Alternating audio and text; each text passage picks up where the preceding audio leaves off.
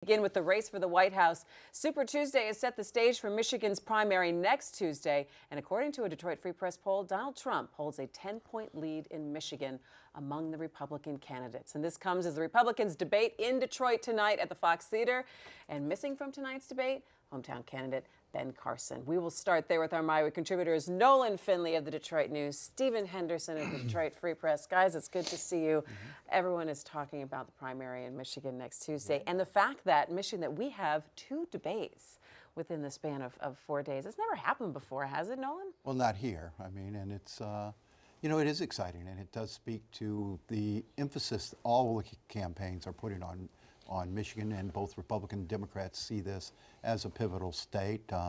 Hillary Clinton can pretty much put it away if she hasn't already. And, the Republicans are still hoping that somebody will rise up and stop Trump. And, they're hoping that Michigan will be that place where the alternative candidate emerges. A Free Press poll wouldn't suggest that that's going to happen. I know. Alternative candidate, huh? Do you think? I don't know who that is at this point, right? It's, the run that he had on Super Tuesday was at least as big as people anticipated, and he can't probably win outright the nomination, but I mean, he's gonna have the most delegates, and Michigan is gonna be part of that. So it's interesting. Today, Mitt Romney is coming out with a large speech, basically to stop Trump. That he's a phony, he's a fraud. That people should not be backing him.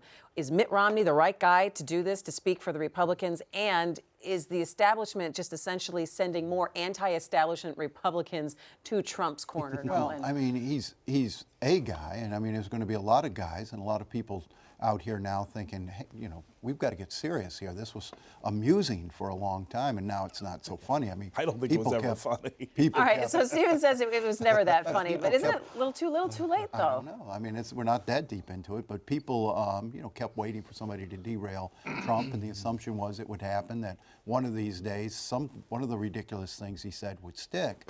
And I'm not sure, when you talk about the Trump phenomena, and if you look at the voter turnout from last Tuesday, from Super Tuesday, I'm not sure this is all a Republican wing that's pushing Trump.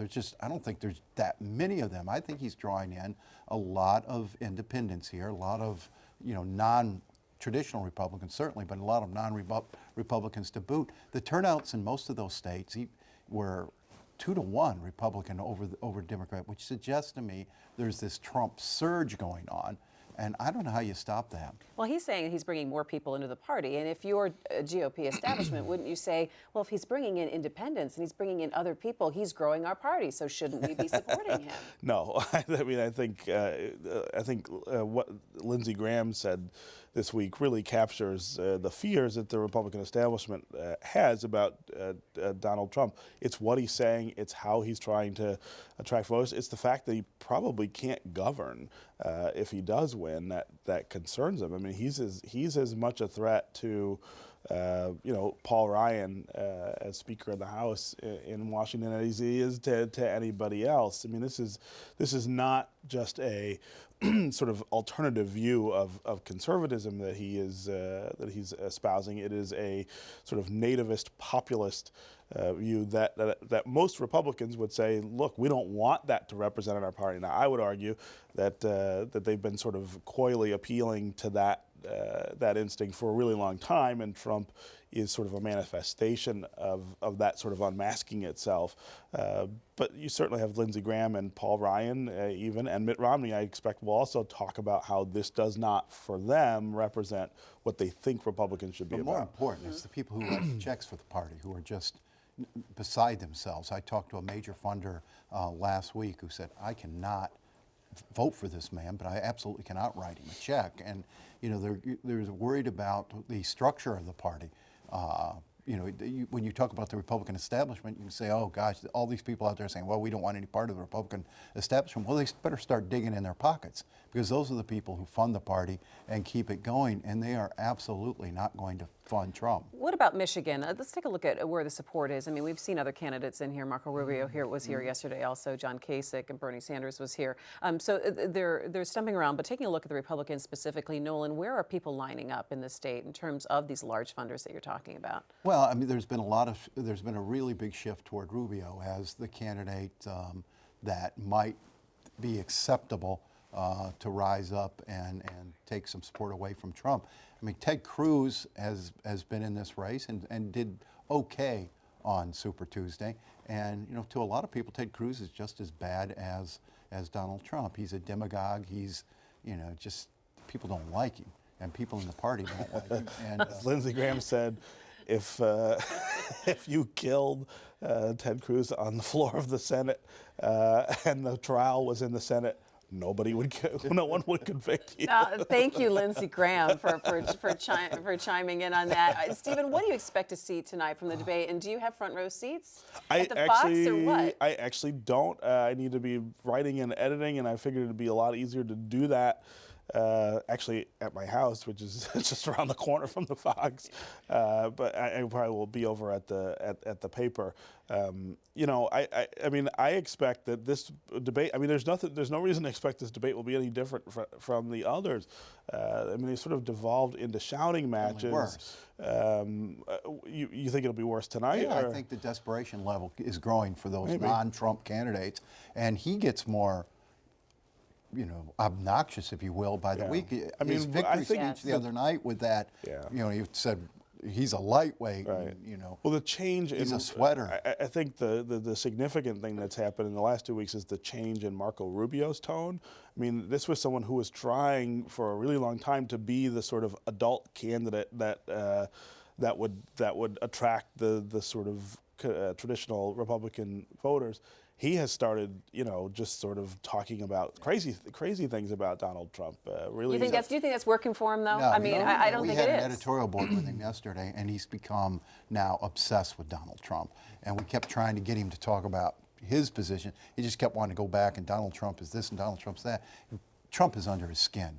And, you know, we asked him about the tone and the attacks and the almost juvenile level they've taken, and whether that's not going to hurt the brand of the Republican Party and hurt the party in November. And he acknowledged, yes, but we got to do it. We got to stop Trump. And it was Trump this, Trump that. And I'm just afraid Trump's under his skin, and a good candidate has sort of lost his mind. And also he has to win somewhere along the line, but too. is that And he the way hasn't to been. win? What he's I don't been think doing so. so far, which I thought was running a better campaign, was not working. I mean, he's not winning states. But- What does that say about voters then, and what attracts voters to certain I mean, candidates? you have a lot Does of that things. There are a lot of speak then things to us? going on in that party right now. One of them is this surge toward Trump, which has many different sort of layers to it. But one is also, you know, I mean, there's a battle over sort of the core of that party, and that is not new to this election. You think of them pushing John Boehner out of the speaker's chair. What was that, last year? That is also a representation of the sort of internal struggle in that party for who is going to have their hands on the wheel. And Trump is I think, an extreme example of that. Except, This Steve, election is like that, but except he doesn't actually speak for He's any not the faction same, of right. of the party. He wasn't the guy who led the Tea Party. Right. He wasn't, you know, certainly part of the establishment. He's barely Republican. He's certainly not a conservative. You know, he is, as you said, a populist, a nationalist. You know, you can assign any descriptor you want, but he's not a conservative. So I wrote a column today about one of the things I think is driving both the Trump and the Sanders campaign, and it is that sort of middle class, upper lower class frustration. People are working harder and longer, and wages have not kept pace. If you look at the way that productivity has gone up over the last few decades, it's continued to rise along the same trend, while hourly wages have not kept pace. When you think about Sanders and Trump, they are in different political parties, but I think they are appealing to the same level of frustration. People don't feel like they can get ahead. People don't feel like they're terribly economically secured. A lot of people feel there's a physical threat from things like terrorism. Trump especially taps right into those things. That's right. And but that's that's a piece of it, and I'm saying a small piece, but that's a piece of it. But as we've said before, voters are angry, voters are discontented, but they're discontented about a lot of things. Sure. And you've got all of these people who are angry about different things, sort of uniting behind these alternative candidates, and I'm not sure they're even listening what they're saying. I ran into somebody who said, gosh, I'm torn between Trump and Sanders, and I'm like, you know What? they're not even close. Wait, what? No, I've heard a lot of people say that. Yeah. But it's a feeling for a lot of people that they don't have much say in what's going on in government. A lot of things have been forced on them that they feel like they weren't ready for, or they didn't have a voice in. There's looking abroad and seeing the world sort of in turmoil, and that makes them nervous. And it does, I think, reflect on what happens when too much power gets centered in Washington, and it's unresponsive to the people. And the people don't feel they can influence Washington the same way they can do their local governments or their state And governments. those are very real feelings. Before we leave the politics conversation, I do want to touch on the Democrats briefly. Are you going to be at the debate in Flint on Sunday night? I am actually going to do Meet the Press on Sunday, so I will not be there. All right. Well, he dropped that name while he picks that up. Nolan, are you going to be up there? And what do you think that we're going to be able to see from the Democrats? Oh, you're going to see a lot of, if I were Rick Snyder, I'd just put my steel pants on and hard hat and not listen to it, because it's going to be all about how, Rick Snyder did this to the poor people of Flint, and he did that. They're going to exploit that Flint situation in a way that probably won't do much good for the people of Flint. What do you think? I think the governor's got to take it. Governor's not running for president. This is a colossal screw up that's cost people. It's killed some people, it's poisoned lots of other people. I don't have a lot of sympathy for him. I do suspect that one of the things that we're seeing on that side is Hillary Clinton adopting some of the language that Sanders has been using to talk about that middle class frustration, to talk about wage inequality, the sort of cultural shifts in the country. I think that's going to continue because she's really just trying to solidify the base running into the convention. All right. Well, it's going to be all politics all the time in Michigan here until Tuesday. And